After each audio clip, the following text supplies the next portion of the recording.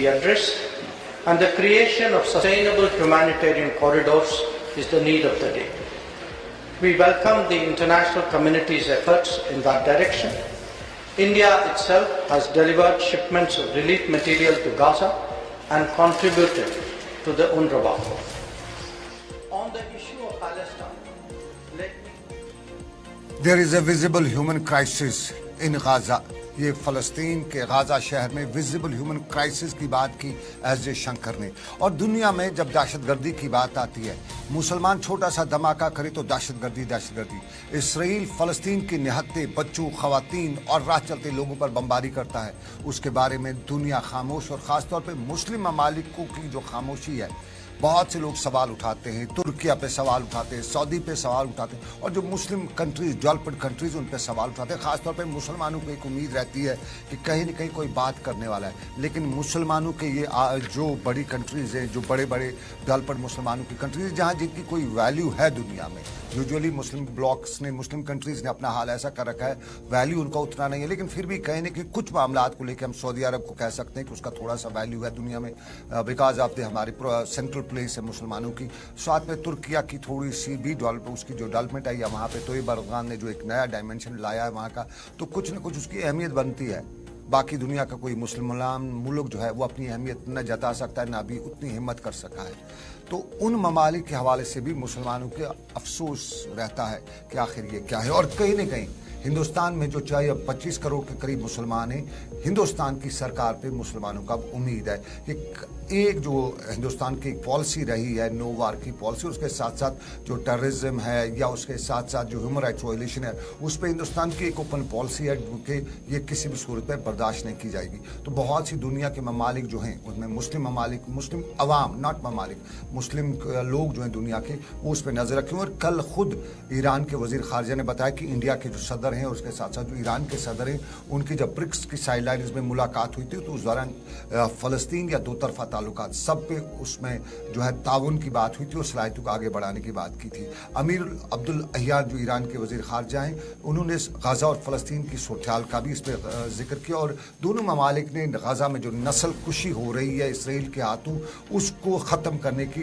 ज़रूरत पर जोर दिया। और बहरी सलामती जो है इस वक्त जो रेड सी में चल रहा है, वो एक संगीन मसला बनता जा रहा है, क्योंकि जो दुनिया के तजिया निगार वो मान रहे हैं कि रेड सी से जो कुछ भी हो रहा है, हूती लोग जो वहाँ पे जो रेड सी में हो रहा है, उससे दुनिया को एक नई मुसीबत का सामना भी करना पड़ सकता है। पहले तो महंगाई होगी, और महंगाई के साथ साथ जंग, जिस तरह अमेरिका और बरतानिया ने उसमें अपनी टांग अड़ाई है, तो आगे ये बढ़ सकती है। तो दुनिया के बाकी ममालिक अमेरिका और बरतानिया की चौधराहट शायद और ज़्यादा बर्दाश्त ना करें, तो फिर जवाब दिया जाएगा। तो जवाब बढ़ते बढ़ते कहीं दुनिया में एक खौफनाक आग का तस्वर भी पैदा ना करें। ये दुनिया के हालात। लेकिन आपको ज़रा जम्मू कश्मीर के हालात भी बताते चले। हमारे जम्मू कश्मीर में नीति आयोग की रिपोर्ट आई है। गौहर, नीति आयोग की रिपोर्ट के बारे में बताएंगे, क्योंकि सरकार बता रही है कि हम गुर्बत से बाहर दुनिया को लाएंगे, जम्मू कश्मीर के अवाम को लाएंगे, लेकिन सरकार जो पैसा यहाँ पे देती है वो कितना खर्च होता है। नीति आयोग की रिपोर्ट उसका ऐसा खुलासा करती है कि मुझे कान पकड़ने पे, तौबा तौबा करने पे मजबूर होना पड़ रहा है। जरा बताइएगा गौहर। बिल्कुल, गुज़श्ता 9 सालों के दौरान जहाँ पर सरकार की जानिब से सरकार ने भी दावा किया था कि जो गुर्बत के शिकार लोग थे, कहीं ना कहीं उस पर जो कमी लाने में सरकार कामयाब हुई है। लेकिन अब जो हमारे पास आंकड़े हैं नीति आयोग के, उन्होंने एक रिपोर्ट जारी कर दी है। नीति आयोग के मुताबिक गुज़श्ता 9 सालों के दौरान 24.82 करोड़ लोग गुर्बत से बाहर आए हैं। और इसके साथ साथ ये रिपोर्ट में कहा गया है कि साल 2013-14 से साल 2022-23 के दौरान जो गुर्बत का तनासुब तेजी से कम हो रहा है, इसमें 29.17% के बजाय 11, यानी कि जब 2013-14 जब भारतीय जनता पार्टी की सरकार आए, उनका मानना है कि तब 29.17% जो गुर्बत के लोग थे मुल्क के अंदर,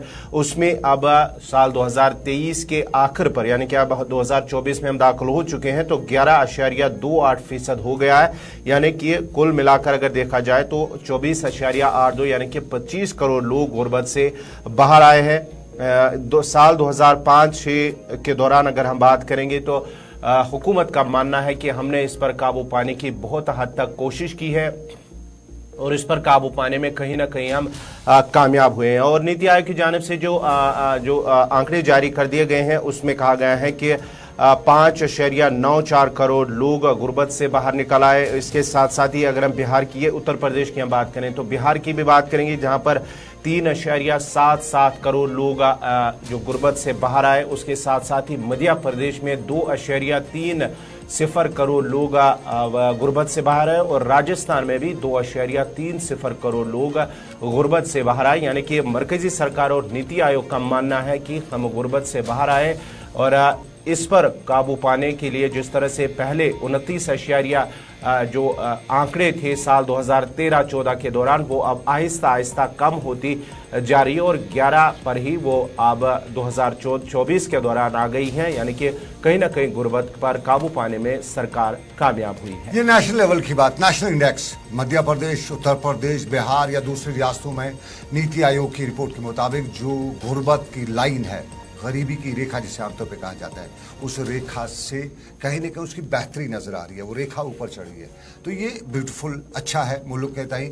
लेकिन जम्मू कश्मीर में गुर्बत की लाइन जो है उसको हटाने के लिए, उसको मिटाने के लिए, उसको ख़त्म करने के लिए या कम करने के लिए नए प्रोजेक्ट्स हैं। उस प्रोजेक्ट्स के आपको कुछ ही लम्हात में आपको रिपोर्ट बताएंगे कि वो प्रोजेक्ट्स जो हैं वो 20 साल बाद भी मुकम्मल नहीं हो रहे और उस हवाले से खजाने आमरा पे कितना बड़ा बोझ पड़ रहा है वो हम आपको अगली रिपोर्ट में बताएंगे। लेकिन उससे पहले बताएं, जम्मू कश्मीर की इंतजामिया ने कल शाम में एक बड़ा फैसला लिया है। वो बचत स्कीम की बात है, किफ़ायत शहरी की बात है और जम्मू कश्मीर सरकार ने कल बाज़ाब्ता तौर पे किफ़ायत शहरी कहें, बजट के जो इक़दाम उस हवाले से कहा है कि इस साल के आखिरी तिमाही के दौरान जो नजरसानी बजट है उसको 30% तक की महदूद रखा जाए। और बाज़ाब्ता तौर पर कल महकमा ख़जाना की तरफ से एक हुक्मनामा भी जारी किया गया और उसमें जो बताया गया कि मार्च के महीने में अखराजात को इस तरह से मुख्तसस रखा जाए कि 15% तक के बजट जो है महदूद हो जाना चाहिए। महकमा ख़जाना ने यह भी बताया कि रवा माली साल के आखिरी महीनों में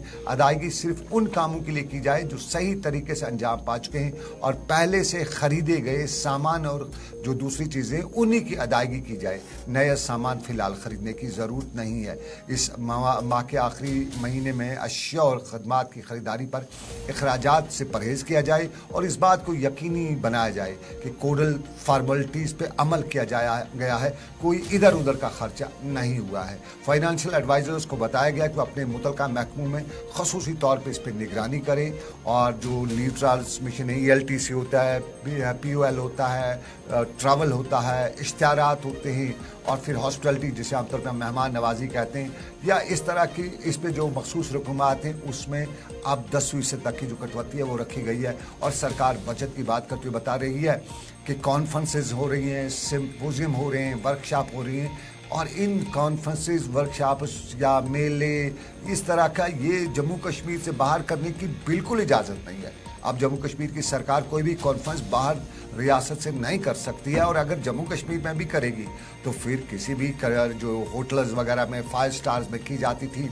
दाना पानी खूब निकाला जाता था, उसकी बिल्कुल तौर पे इजाज़त नहीं है। अगर करनी है आपको कोई कॉन्फ्रेंस, कोई सेमिनार, कोई करना है तो सरकारी हाल में, सरकारी कॉन्फ्रेंस हाल में या सरकारी जो ऑफिस है उनमें करें, बाहर कहीं ना करें। ये कॉन्फ्रेंस के हवाले से हुक्मनामा जारी हुआ है और इसके साथ साथ आपको बताते चले कि नई गाड़ियां जो खरीदनी है सरकार को, उन पर पाबंदी आयद कर दी गई है और ये सब कुछ इसलिए किया जा रहा है ताकि ऑपरेशनल जो तकाजे उनको पूरा किया जाए। और अगर कहीं नई गाड़ी खरीदने की ज़रूरत होगी, प्रायोरिटी होगी, तो फिर पहले सरकार से बाज़ाब्ता तौर पे सरकार को लिखा जाएगा, वहाँ से परमिशन लिया जाएगा और जो पहले से मुअत्तल गाड़ियाँ हैं उनको नीलाम करना भी अब सरकार ने फैसला किया है ताकि रकूमात आ सके। तो ये सारा जो सरकार ने फैसला किया है, बाहर के जो अफसरान ने खर्चे जाते थे, फॉरेन टूर पे जाते थे, देश के अंदर सुपर डिलक्स जो खर्चात करते थे, उस पर भी सरकार ने बाज़ाब्ता तौर पर अब पाबंदी आयद कर दी है। और अगर किसी अफसर को बाहर जाना होगा तो वो जो उसका क्लास होगा वो अब इकॉनमी क्लास होगा, सिवाय चीफ सेक्रेटरी और लेफ्टिनेंट गवर्नर अगर कहीं पे खसूसी हुक्मनामा दे किसी हवाले से, किसी यूजुअली लंच होते थे, डिनर्स होते थे, उन पर भी मुकम्मल पाबंदी कर दी गई है। और इसमें जो सरकारी महकमों में नई रेगुलर जो पोस्ट है वो क्रिएट नहीं की जाएंगी और जो ऑलरेडी पोस्ट सरकार के पास हैं जिन्हें 2 साल तक फिल नहीं किया गया है, अब उनको लैप्स समझा जाएगा, यानी 2 साल से ज़्यादा उससे जो खाली पड़ी असामियाँ हैं वो सरेंडर हो जाएंगी।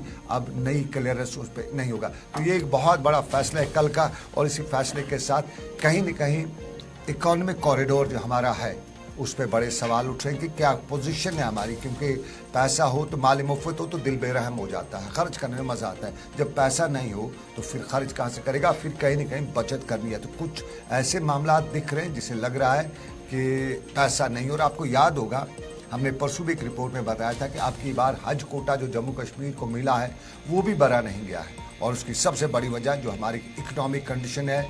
हमारा ज़्यादातर हज के लिए फ्रूट ग्रोवर्स ही जाते थे, उनके पास पैसा आता था, तो फ्रूट के साथ जो जुड़े लोग हैं, चाहे वो बिज़नेस फ्रूट का करते हैं या उनके पास वो ग्रोवर हैं, उनके अपने बगीचे हैं, एग्रो इंडस्ट्री के साथ जो लोग जुड़े हैं वो हज के लिए प्रायोरिटी पे जाते थे।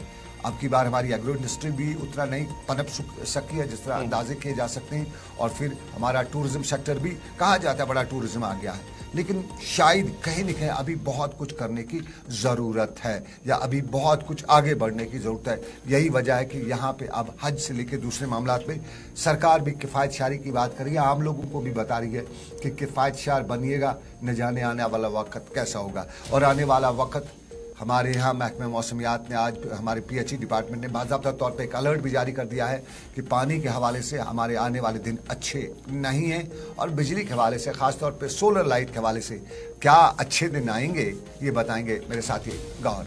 हाँ जी नाजरीन, अब बात जरा करेंगे जम्मू कश्मीर के अंदर बिजली का बहरान जो काफी संगीन होता जाना है, लेकिन अब इंतजामिया ने ये दावा किया है कि साल 2025 तक 300 मेगावाट बिजली पैदा करने का हदफ उन्होंने जाहिर किया है।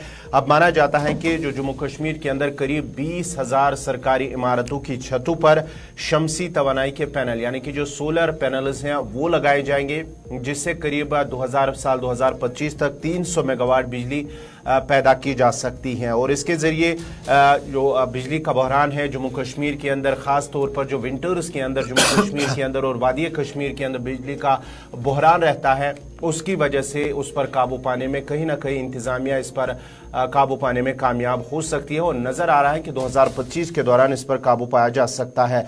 और अभी तक जो है इस बात का भी इंकिशाफ हुआ है कि करीब 19,000 जो सरकारी इमारतें हैं उन पर करीब 27.61 मेगावाट बिजली पैदा की जा रही है। ये इसके जरिए सरकार की जानिब से इस बात का इंकिशाफ जो ज़राए के हवाले से हमारे पास खबर आ रही है कि करीब 27.61 का जो मेगावाट बिजली है वो पैदा की जा रही है। फिलहाल 19,000 सरकारी छतों पर, सरकारी इमारतों की छतों पर जो सोलर पैनल्स लगी हुई हैं उनके जरिए ये पैदा बिजली की जा रही है। और 2025 तक माना जाता है कि 300 मेगावाट बिजली पैदा की जाएगी, और करीब 20,000 सरकारी इमारतों की ऐसी निशानदी की गई है जहां ये सोलर पैनल्स लगाई जाएंगी।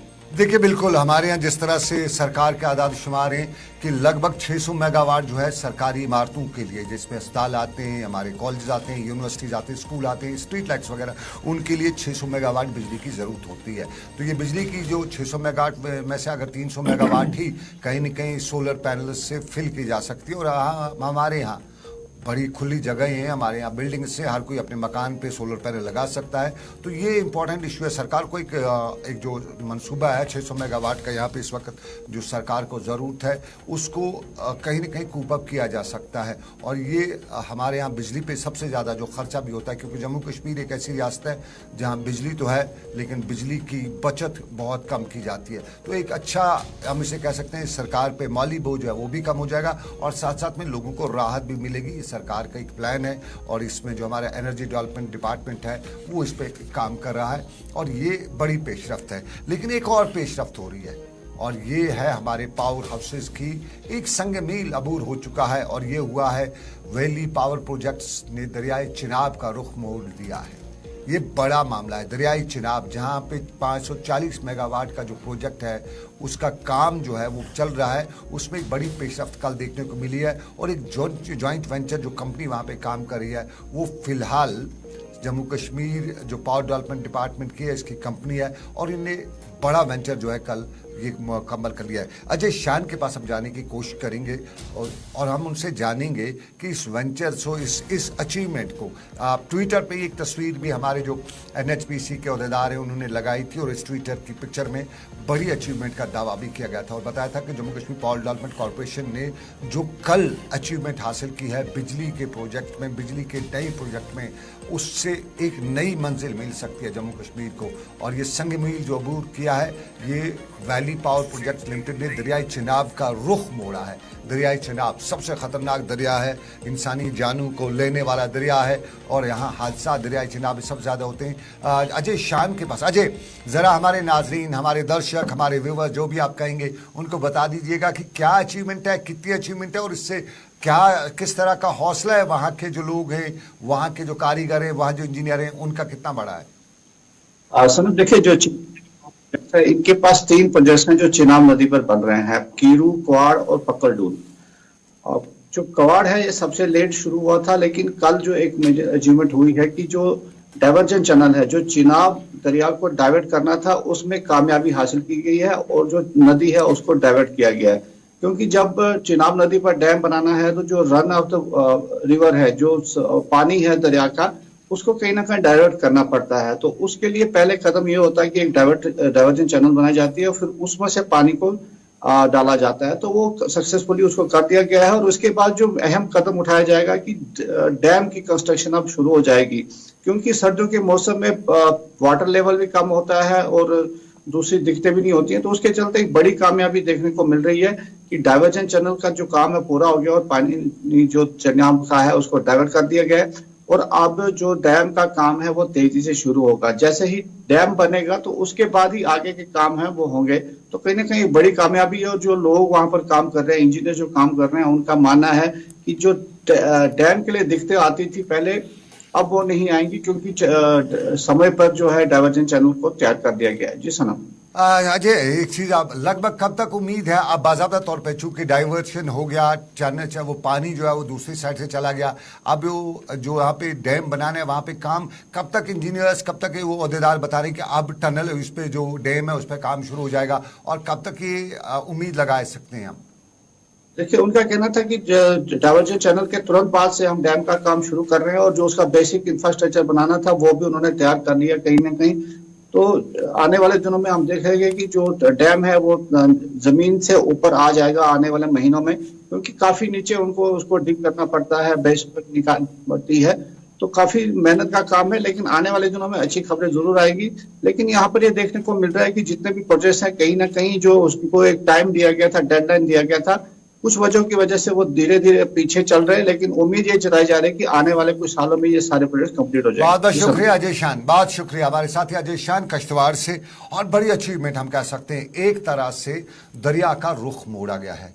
पानियों का रुख मोड़ना ये एक आम सी बात नहीं है, इसे हम बड़ी अचीवमेंट कहते हैं। दरिया का रास्ता बदलना ये बहुत बड़ा कमाल होता है। लेकिन जिस तरह अजय ने भी बताया कि जो डेडलाइन होती है, टाइम फ्रेम होता है, उसमें देरी तो लगती रहती है। ये जम्मू कश्मीर है, हमारे कई महकमे हैं जहाँ पे देरी लग रही है। जोजिला मोड़ का भी कहते हैं, खबरें आ रही हैं गौर कि वहाँ पे उसमें डेडलाइन में भी देरी हो सकती है। उसके साथ साथ हमारे और दूसरे कई प्रोजेक्ट हैं, उन पे भी डेडलाइन के हवाले से खबरें हैं। बाज़ाब्ता तौर पे सरकार खुद बता रही है कि एक तो जवाबदेही नहीं है, दूसरा सुस्त रवैया है, उसकी वजह से डेडलाइन जो है वो मुकम्मल नहीं हो रही है। ये डेडलाइन किस डिपार्टमेंट में कितनी है ये हम आपको बताएंगे, लेकिन एक छोटा सा तजारती वक्फा लेते हैं। हम ब्रेक के बाद डेडलाइन लेके आएंगे इस छोटे से तजारती वक्फे के बाद।